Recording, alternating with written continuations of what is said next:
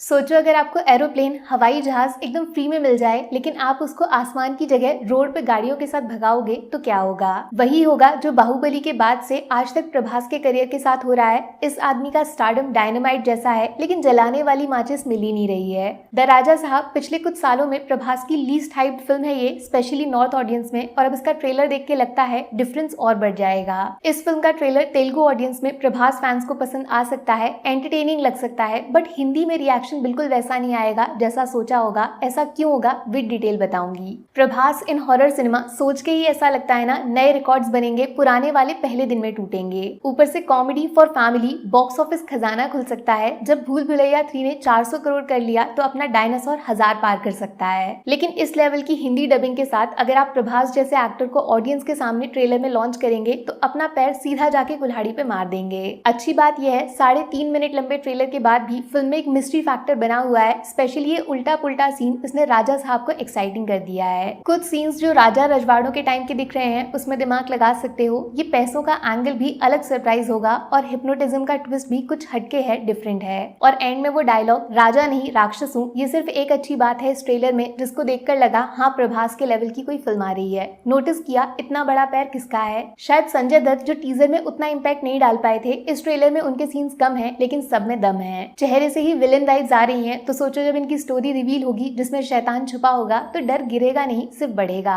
Psychological horror का जिक्र किया है ट्रेलर में और इसको प्रभास के लास्ट सीन के साथ जोड़ोगे तो कुछ कुछ भूल भुलैया में मंजुलिका जैसा हिंट आ रहा है। वैसे प्रभास को आप पसंद करो या ओवररेटेड बोलो, लेकिन हर फिल्म में इतना डिफरेंट सब्जेक्ट सिलेक्शन, इसके लिए क्रेडिट जरूर देना पड़ेगा। इतना इजीली हर कहानी में फिट हो जाते हैं। हाँ, तो ट्रेलर का हॉरर कंटेंट ठीक ठाक है, अभी ज्यादा कुछ रिवील नहीं कर सकते क्योंकि स्टोरी खुल जाएगी, लेकिन असली शिकायत कॉमेडी कंटेंट में फील हो रही है। बहुत रूटीन से डायलॉग्स हैं, ऐसा कुछ कैची वन लाइनर नहीं आया जो वायरल हो जाए, फिल्म का प्रमोशन फ्री में कर जाए। और पर्सनली हिंदी डबिंग मेरे लिए उतना क्लिक नहीं कर रही। बस जो 3 हीरोइंस को लिया है फिल्म में, उनसे रिलेटेड सीन्स थोड़ा फन ला सकते हैं, रोमांस हो सकता है, सस्पेंस भी होगा और शायद किसी में भूत भी छुपा होगा। लेकिन ओवरऑल ट्रेलर पता है इतना फीका फीका बिना इम्पैक्ट का क्यों लग रहा है? क्योंकि म्यूजिक बैकग्राउंड में बहुत ही ठंडा है, बहुत ही अननोटिसेबल है यार। जबकि ये सेम म्यूजिक आर्टिस्ट ने पवन कल्याण की फिल्म ओजी को दिवाली के पटाखे से सीधा न्यूक्लियर बॉम्ब बना दिया था। ऐसा खतरनाक म्यूजिक जिसने थिएटर को स्टेडियम बना दिया था। जैसे ट्रेलर का स्केल काफी बड़ा लग रहा है, कुछ सीन्स का थिएटर एक्सपीरियंस पैसा वसूल होगा, लेकिन ट्रेलर में ठंडे म्यूजिक की वजह से वो सीन्स बस निकल गए, फील नहीं हुए।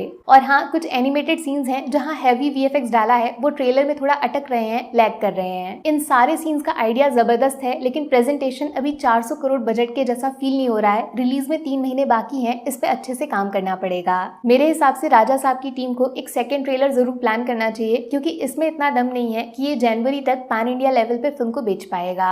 एंड में ले देके सब प्रभास के स्टारडम पे आ जाएगा और जब ये फिल्म नहीं चलेगी तो उनको ही विलेन बनाया जाएगा। किसी और की गलती की सजा किसी और को मिलेगी। देखो, हम सबको गंदी आदत पड़ चुकी है प्रभास को बाहुबली में देखने के बाद उनकी हर फिल्म से उतनी ही ज्यादा एक्सपेक्टेशन लगाने की, जिसके प्रेशर में सारी मूवीज दब जाती हैं। जिस तरह जीनियस एसएस राजामौली ने प्रभास को प्रेजेंट किया और अपनी फिल्म को पैन इंडिया लेवल पे अलग स्ट्रेटेजी के साथ रिलीज किया, वैसा दिमाग उसके बाद से कोई दूसरा डायरेक्टर लगा ही नहीं पाया। राजा साहब का ट्रेलर देखकर राजामौली कर्स श्राप की याद आ गई मुझे। तेलुगु में कुछ लोग बोलते हैं जिसने राजामौली के साथ फिल्म कर ली, उसके बाद बिना राजामौली के वो एक्टर अकेले अपने दम पर वैसा सक्सेस रिपीट ही नहीं कर सकता। और पता नहीं क्यों उस बात पे भरोसा सा होने लगा है, क्योंकि सलार जैसा थिएट्रिकल एक्सपीरियंस भी लोगों ने अप्रिशिएट नहीं किया, कल्कि को उतना क्रेडिट नहीं दिया जो मिलना चाहिए था। जब इन दोनों फिल्मों के साथ ऐसा हुआ तो फिर राजा साहब के साथ पैन इंडिया में क्या होगा, वो फिलहाल अच्छा फीलिंग नहीं दे रहा है। दूसरा ट्रेलर लाइए और पब्लिक को भरोसा दिलाइए, हम आदि पुरुष नहीं बनने देंगे, बाहुबली भी नहीं बनाएंगे, लेकिन राजा साहब को ऐसा बनाएंगे जो एक बार देखेगा भूल नहीं पाएगा।